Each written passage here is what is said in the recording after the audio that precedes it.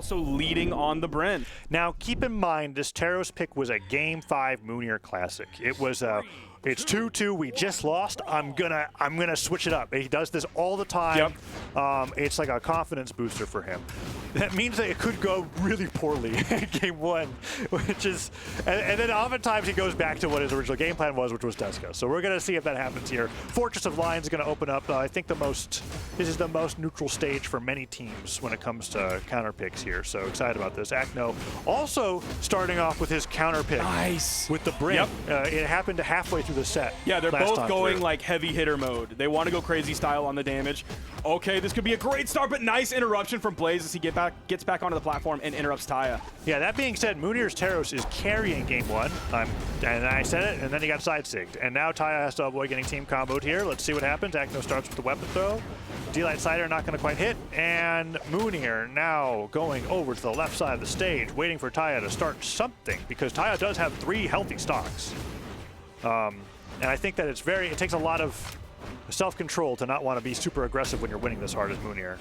I love how we have like mono game plans here where it's like everybody either has an axe or we're just throwing big circles. We're 2 Lance players throwing big circle, and then we're Acno with a spear throwing big circle with a neutral air as well. Circle Brawlhalla, that's right. Brings me back to the days of dodge circles. Everyone hated on him for that, but I saw the vision. I saw the vision. Shouts to Kraki. Those spear on screen though. Stomps air.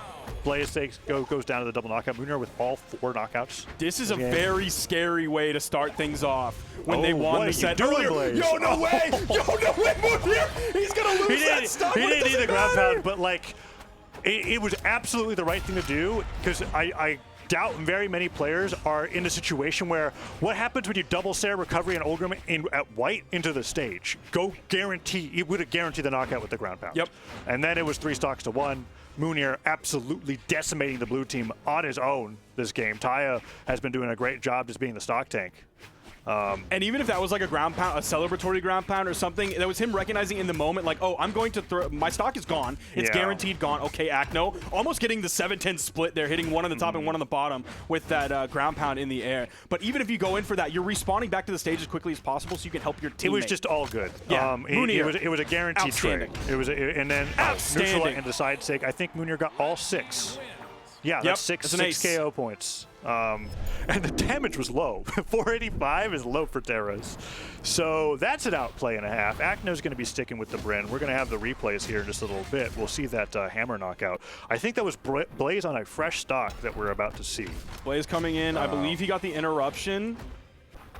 Okay, there's the stomp side air. So Blaze comes right back, and we're not going to see it. That's okay. Game started. I'm sure we'll get to see it on twitter.com/ and also at the end Pro of the highlights. or on like the Monday post show.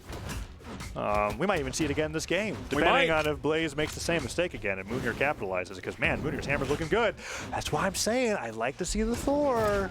But honestly, it's fine. Bro, Taros it's great. Taros, right? Yeah, it's Taros is pretty good. Stomps air, gets the alley-oop there. Not going to be able to get the knockout, though. And Mounir taking a ton of damage. Blue team looking much better in game number 2. Acno, however, will take a Sarah and a side sake, evening things up pretty quickly there. Okay, we see almost 1 axe KO from Acno. He's swapping back over to the spear. We're trading 1 for 1. Mounir for Blaze. Taya did not recognize that that punish opportunity there with the gravity count down sig. Lets Acno go unscathed for a little bit longer. Taya almost goes down. Mounir's going to do it again. He does. Dude, he did it again. He's so good. Although that was Acno's first stock. A huge difference if that was Blaze. And it wasn't a white KO. Yeah. But now Taya just comboing the entire board.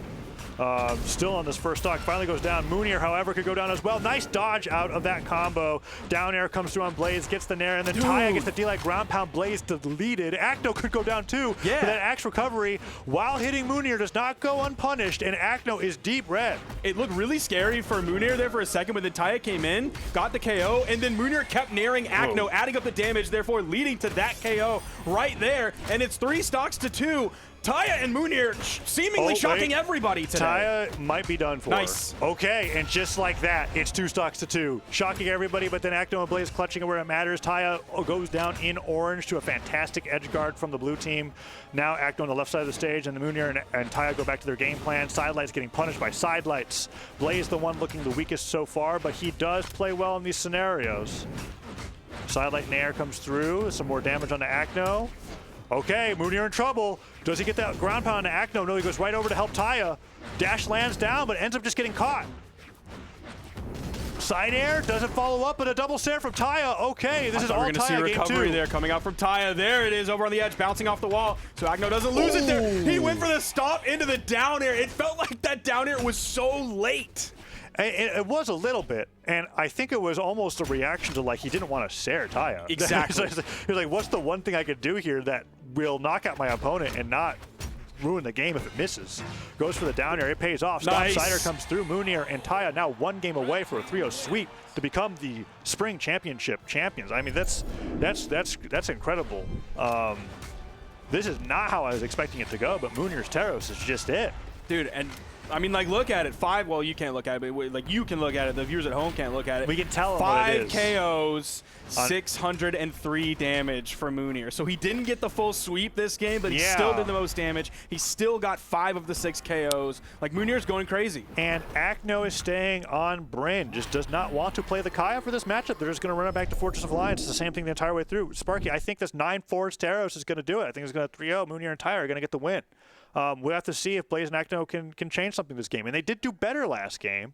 But these offstage interactions are what's costing them. And Mounir has no fear in these situations when it comes to just going for a really crazy combo offstage, specifically when hitting people into the side of the stage as well. So here we go. Double axe for the red team. Acno putting out a super risky down sig at the very start to get his entire team knocked off the right side of the stage. And Taya's continuing to put on the hurt. I think Acno's absolutely looking for the next axe that he could get. Last game he did 550 on the axe compared to 77 on the spear, so he's absolutely leaning on the heavy weapon here.